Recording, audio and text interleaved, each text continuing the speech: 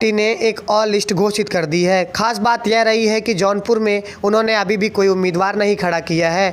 एक चीज़ तो है कि लगातार जिस तरीके से समाजवादी पार्टी ने इस बार अपने उम्मीदवारों की घोषणा की है, उन्होंने अपने कोर जो उनके प्रमुख वोटर हैं उन्हें उस पर ध्यान दिया है। समाजवादी पार्टी अगली बार जो धोखे खाई थी अपने उम्मीदवारों को, जो उनका एक वोट बैंक है, उस समाज को उन्होंने इस बार अच्छे तरीके से भुनाया है। समाजवादी पार्टी के मुखिया अखिलेश यादव भी इस बात को समझ रहे हैं, जो उनका प्रमुख वोट बैंक है, जो उनकी कोर वोटर्स हैं, उन्होंने इस पर दांव खेला है। फिलहाल आगे बात करने से पहले जो लिस्ट है मैं उस पर बात करा दूं।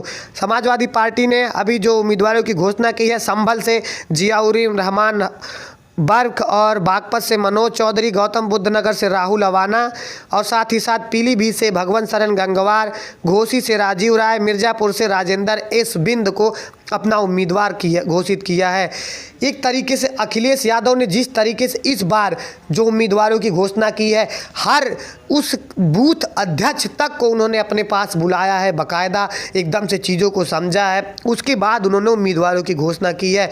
जौनपुर इस बार भी छोड़ दिया है। ये एक नई कैंडिडेट की लिस्ट आई, जौनपुर का नाम उसमें भी नहीं है, तो कहीं ना कहीं जौनपुर की जो है सीट भारतीय जनता पार्टी की जो कृपा शंकर सिंह के उनको हराने का एक बहुत बड़ा मकसद देखने को मिल रहा है। इस बार अखिलेश यादव फूंक कर कदम रख रहे हैं, जल्दबाजी में कोई फैसला नहीं कर रहे हैं। माना यह जा रहा था कि इस लिस्ट में पल्लवी पटेल का नाम होगा, लेकिन ऐसा नहीं है। पल्लवी पटेल का भी नाम नहीं दिखाई दिया।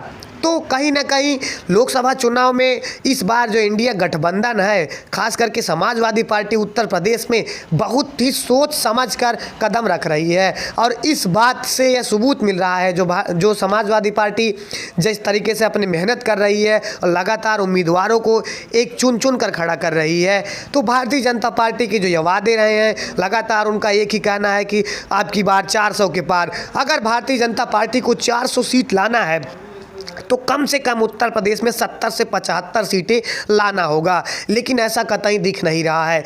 इस बार मुकाबला कई सीटों पर बहुत दिलचस्प और त्रिकोणीय होने वाला है। मैं बात करूंगा कुछ सीटों की जहां मुकाबला काफ़ी कांटे का देखने को मिल सकता है। ये जो 6 सीटें हैं, इसमें भी अखिलेश यादव ने करीब 15 दिन की गहन बैठक हुई, लोगों से जाना, अपने जितना कार्यकर्ता और पदाधिकारी रहे उनसे जानकर उसके बाद इसने फैसला लिया है। तो कहीं ना कहीं इस बार लोकसभा चुनाव काफ़ी कांटे को देखने को मिल सकता है, खास करके उत्तर प्रदेश में। उधर बात की जाए अगर महाराष्ट्र की, तो वहां सीट बंटवारे को लेकर भारतीय जनता पार्टी फंसती नजर आ रही है। एकनाथ शिंदे ने करीबन 15 सीटों की मांग की है, जबकि अजीत पवार 7 सीटों की मांग कर रहे हैं। अब राज ठाकरे भी आ गए हैं, तो 1 सीट या 2 सीट उनके पक्ष में भी आ रहा है। लेकिन क्या भारतीय जनता पार्टी ऐसा करेगी? क्योंकि अगर देखा जाए उत्तर प्रदेश के बाद सबसे ज़्यादा अगर कोई कहीं सीट है तो वह है महाराष्ट्र में। और महाराष्ट्र की अगर बात की जाए तो तकरीबन 48 सीटें वहाँ पर हैं, और 15, 7, 22, 23 सीटें अगर निकाल देते हैं तो 25 सीट बचता है भारतीय जनता पार्टी के लिए।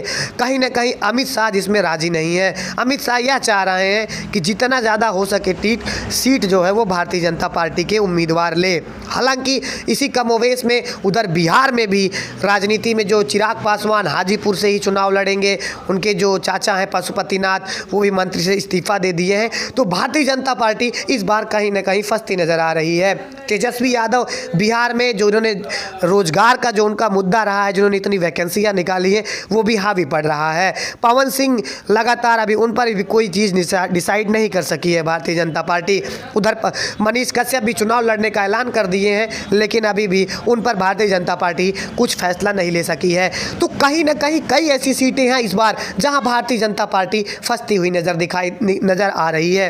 यह लोकसभा चुनाव अब दिलचस्प होता जा रहा है, क्योंकि भारतीय जनता पार्टी पहले तो ये वादे कर रही थी कि 400 में करीब 400 के पार। इस बार कहीं ना कहीं अब थोड़ा डामाडोल की स्थिति चल रही है। उधर बंगाल में भी तृणमूल कांग्रेस काफ़ी मजबूती से भारतीय जनता पार्टी के खिलाफ दावेदारी पेश कर रही है। उत्तर प्रदेश में इस बार समाजवादी पार्टी काफ़ी मजबूत है, क्योंकि इस बार अखिलेश यादव यादव लगातार काफ़ी परिश्रमों के बाद टिकट दे रहे हैं।